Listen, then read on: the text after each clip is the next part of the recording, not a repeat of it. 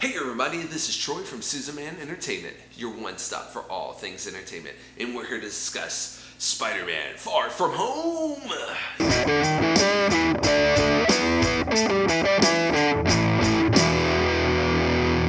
Yes, Tom Holland returns as Spider-Man, and after the events of the Avengers, know what happened at the end of Avengers Endgame. If you haven't seen it already, please go see that movie. Please. I don't want to spoil anything, okay? Okay, so we know Tony Stark, he's no longer with us. And Peter feels a lot of the guilt. He needs to lead a legacy. That's a lot of drama in this movie. Now we have the dealings with Mary Jane, but that would be the core is Tony Stark's absence and Peter Parker trying to fill that void while stepping up as a superhero. This movie is Spider-Man's growth period. He's definitely grown a lot in this movie. Now, we see Peter and his friends go away on a trip. We meet the character Mysterio, and there's these things that they must be defeated, and Nick Fury's there and tells them, hey, we need to defeat these things. If you haven't seen the trailer, at first I thought it was Hydro Man. I was like, oh, they're gonna bring Hydro Man in here? One of my favorite Spider-Man villains, but not so much. That's not a spoiler, but you know, not so much Hydro Man in this movie.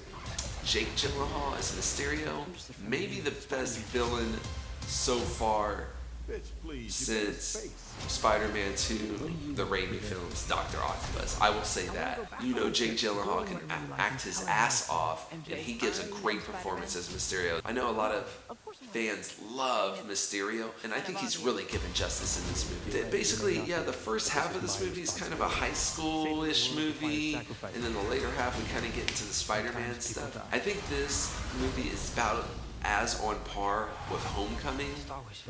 I don't think it's much better, much worse. I think it's about the same in my opinion.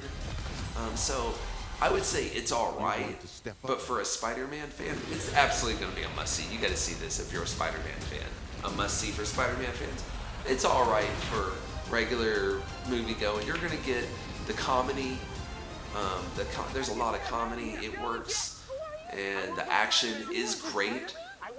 But at the end of the movie, I don't know what you really get from the movie. I don't know what's going to be following you home as far as like, not memorable scenes, just like, what was the point of that movie? Like, what did it did show Spider-Man grow a little bit, and we got more Spider-Man. That's great, but did it drive it forward more? Really? I'm not saying every movie has to be the Sinister Six, and we got to keep going bigger and bigger. But in this one, I felt that they could have ramped up the stakes a little bit more. It felt like the stakes weren't really that high, but I understand that they're trying to get there. So I think the next movie, they definitely have to raise the stakes, and they definitely have to make it a little bit bigger movie, a little more epic. That's why I was like, that's the word I'm looking for, epic. I was looking for a more epic movie. It wasn't that much epic, but it was a fine installment into the Spider-Man universe. I still think Into the Spider-Verse is the best Spider-Man movie we've seen by far.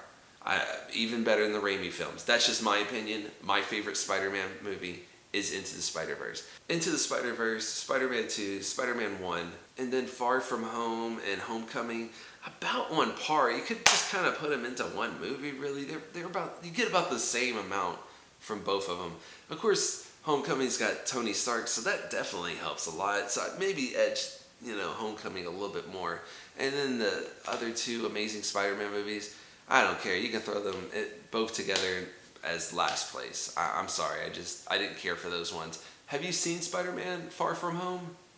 What's your favorite Spider-Man? Let me know in the comments and stick around for more Susan Entertainment.